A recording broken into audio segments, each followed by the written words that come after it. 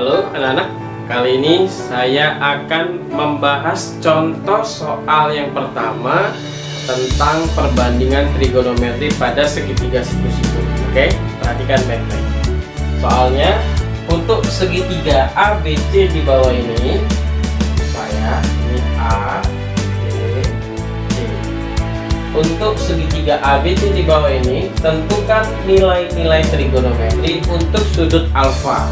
Nah, sudut alfanya di sini ya, sudut alfanya di sini.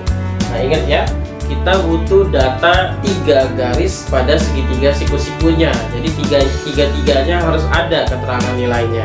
Dan di gambar ini kita hanya diberitahu 2 data saja, yaitu yang ada di depan alfanya sama sisi miringnya. Yang di samping sisi alfanya atau garis AB-nya belum ada, maka itu harus kamu hitung dulu menggunakan konsep teorema Pythagoras. Jadi garis AB adalah akar dari R kuadrat dikurang Y kuadrat. 5 kuadrat dikurang 3 kuadrat dengan akar 25 dikurang 9 sama dengan akar 16. Akar 16 itu adalah 4 ya. Nah, maka garis AB ini adalah 4 gitu. Setelah lengkap garisnya baru kita jawab. Oke, ada 6 ya, ada 6 perbandingan trigonometri. Kita mulai dari sin alfa. Nah, seperti yang sudah saya bahas di video sebelumnya, sin itu adalah demi, depan per miring. Nah, kita lihat alfanya ada di mana? Alfanya ada di sini. Maka yang ada di depan adalah 3, yang ada di samping adalah 4, yang miring ini atau yang di depan siku-sikunya atau yang paling tinggi angkanya itu adalah miringnya, R-nya. Oke, maka sin alfanya adalah 3/5. Selesai, seperti itu aja. Udah kan? Yang penting tahu dan hafal masing-masing pengertian dari trigonometrinya. Itu baru sin, ada 6 ya. Yang kedua cos. Cos itu adalah sami, samping per miring. Nah, kalau alfanya di sini sampingnya yang 4, miring selalu yang 5. Jadi jawabannya 4/5. Lalu kotangen, tangan dulu ya. Yang ketiga tangan alfa. Tangan itu adalah desa, depan per samping. Depannya 3, sampingnya 4. Jadi jawabannya 3/4.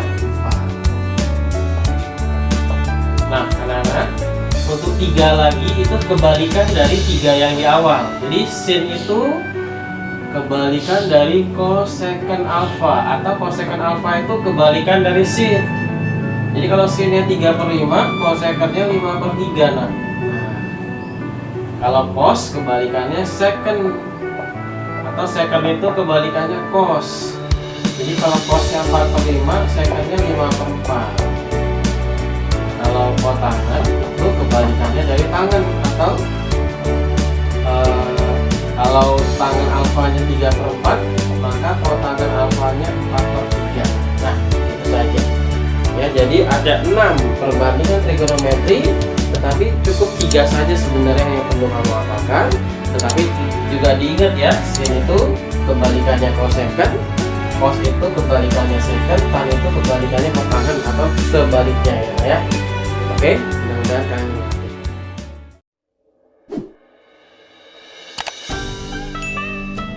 Halo anak-anak, ketemu lagi dengan saya, Saudara Hendri.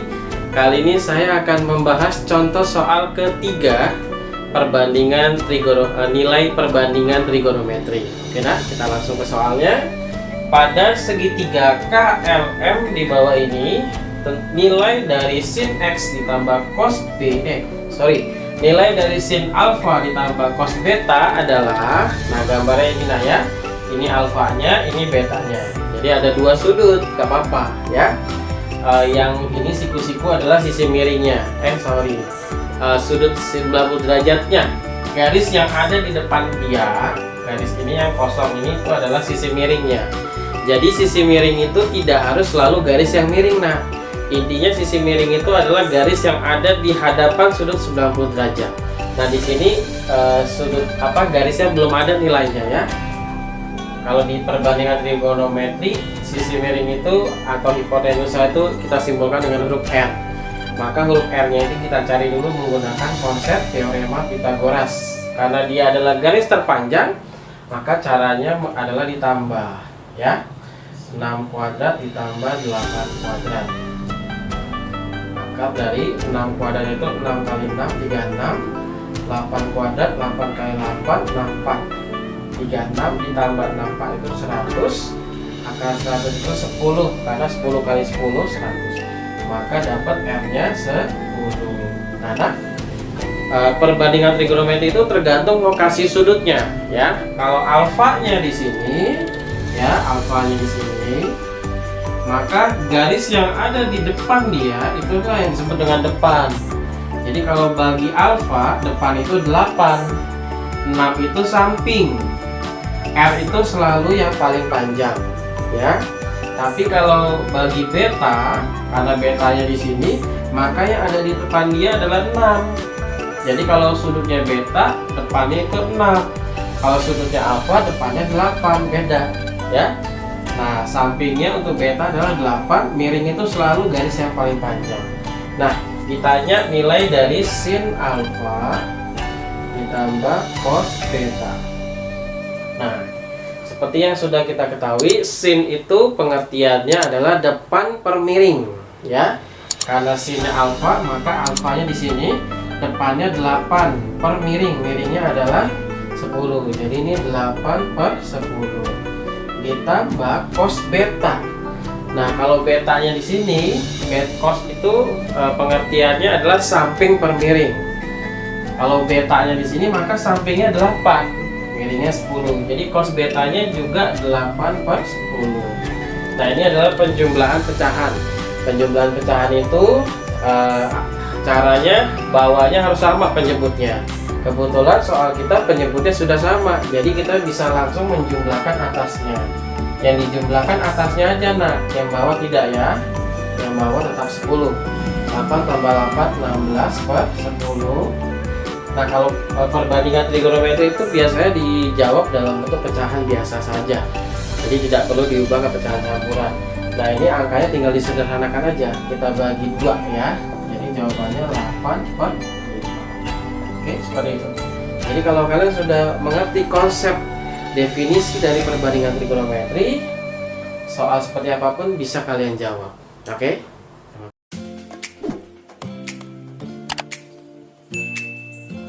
Halo anak-anak, ketemu lagi dengan saya Hendri. Kali ini saya akan membahas contoh soal yang kedua tentang perbandingan trigonometri. Disimak baik-baik, oke?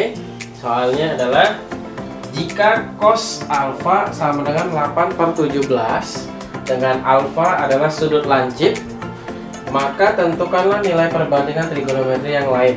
Nah, seperti yang sudah kita ketahui pada video sebelumnya, bahwa perbandingan trigonometri itu ada 6, ya, sin, cos, tangen, cosekant, sekant, dan kotangen. Nah, kita di soal ini diberikan salah satunya, yaitu adalah cosinus, ya, cos alfa. Berarti kita disuruh mencari 5 perbandingan trigonometri yang lainnya. Nah, kita akan gunakan segitiga siku-siku untuk membantu kita dalam menentukan nilai perbandingan trigonometri yang lain. Oke, nah, di sini ada keterangan alfa sudut lancip. Sudut lancip itu adalah sudut yang besarnya di bawah 90 derajat. Jadi dia termasuk itu ya, Nak, ya. Sudut yang ada di kuadran 1. Kalau di kuadran 1, maka seluruh angkanya adalah positif. Kalau dia bilang sudut alfanya adalah sudut tumpul. Sudut tumpul itu adalah sudut yang terletak di antara 90 derajat sampai 180 derajat atau di kuadran 2. Kalau sudut tumpul, nanti X-nya, ya, Nak, ya, X-nya itu atau yang mendatarnya nilainya negatif, karena kuadran 2 itu X-nya negatif, Y-nya positif. Nah, disitulah bedanya antara sudut lancip dan sudut tumpul. Kita akan bahas kalau dia sudutnya sudut lancip, ya. Nah, kita jawab. Seperti yang sudah saya katakan tadi, kita membutuhkan bantuan segitiga siku-siku. Nah, karena ini adalah sudut lancip, maka kita gambarnya ada di kuadran 1, ya. Kuadran 1 kan X-nya positif, positif kan X-nya ke kanan dan Y-nya positif ke atas. Nah, siku-sikunya di sini nah ya. Berarti ini R-nya. R-nya itu udah pasti yang ada di depan siku-siku. Nah, berarti alfanya ini nah. Gitu. Nah, berarti nanti ini Y-nya depannya, ini X-nya sampingnya. Gitu nah ya. Oke. Karena kita diberitahu bahwa cos alfa sama dengan 8/17. Nah, sedangkan definisi dari kosinus adalah samping per miring, sami. Ya, samping per miring. Maka kalau alfanya di sini yang disebut samping adalah X-nya, nah. Karena samping itu adalah salah satu kaki sudut pembentuk sudutnya. Y itu adalah depan, R itu selalu miring. Jadi kalau cos alfanya 8/17 berarti sampingnya 8. Nah, karena alfanya di sini maka X-nya itulah yang 8. Gitu maksudnya. Miringnya 17, berarti R-nya 17. Maka yang tidak ada adalah depannya atau Y-nya. Nah, untuk mencari perbandingan trigonometri yang lain, kita harus mengisi dengan lengkap ketiga garis pada segitiga siku-siku ini. Maka kita harus mencari depannya dulu atau Y-nya ya. Kita gunakan konsep teorema Pythagoras. Karena ini bukan mencari sisi terpanjang kan R-nya. Maka caranya dikurang, yaitu yang panjang kurang yang pendek. Jadi akar 17 kuadrat dikurang 8 kuadrat ya. Jadi Y-nya sama dengan akar 17 kuadrat itu 17 kali 17. Jawabannya 289 dikurang 8 kuadrat itu 8 kali 8, 64. Lalu Y sama dengan akar 289 dikurang 64 itu 225. Nah, kamu cari bilangan kuadrat atau bilangan pangkat 2 yang hasilnya 225 ya. Jawabannya 15. Karena 15 kali 15 225. Berarti Y-nya 15. Nah, oke, sekarang kita sudah bisa mencari 5 perbandingan trigonometri yang lain. Kita mulai dari sin. Ya, sin alfa. Nah, sin itu adalah demi ya, depan per miring. Nah, depannya adalah yang Y tadi ya. Kalau alfa di sini depan itu Y. Y-nya tadi 15, miringnya 17. Jadi 15 per 17. Yang kedua cos alfa. Cosnya sudah dijawab di soal. Yang ketiga tan. Tan itu desa. Depan per samping. Kalau alfanya di sini depannya Y, sampingnya X, berarti 15 per 8. Oke, nah. Yang keempat kosekant. Nah, kalau mau cepat, kosekant itu adalah kebalikan sin. Jadi kalau sinnya 15 per 17, kosekantnya 17 per 15. Yang kelima secant alfa. Secant itu adalah kebalikan cos. Nah, cosnya tadi 8 per 17, maka secantnya 17 per 8. Yang terakhir yang keenam kotangan alfa. Kotangan itu kebalikan dari tan. Jadi kalau tannya 15 per 8, kotangannya 8 per 15. Oke, anak-anak, demikianlah cara untuk mengerjakan soal seperti ini. Oke, mudah-mudahan ngerti. Mudah ya.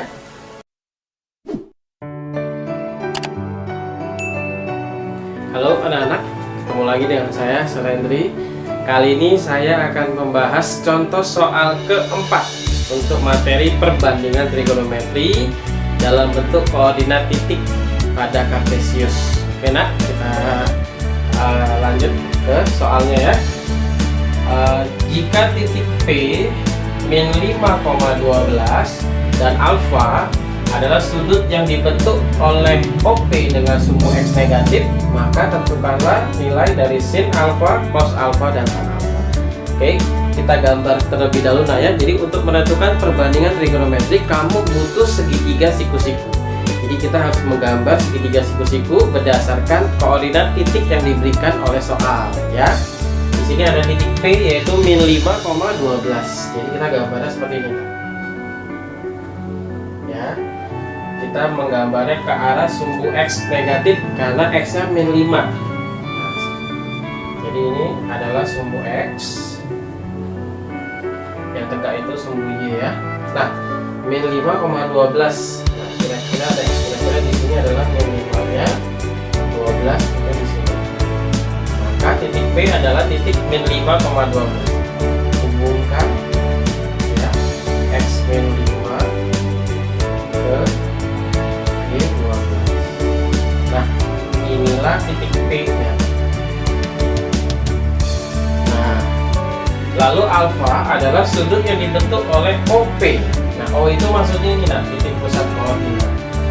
Ini titik O-nya. Ya, jadi kalau kita garis,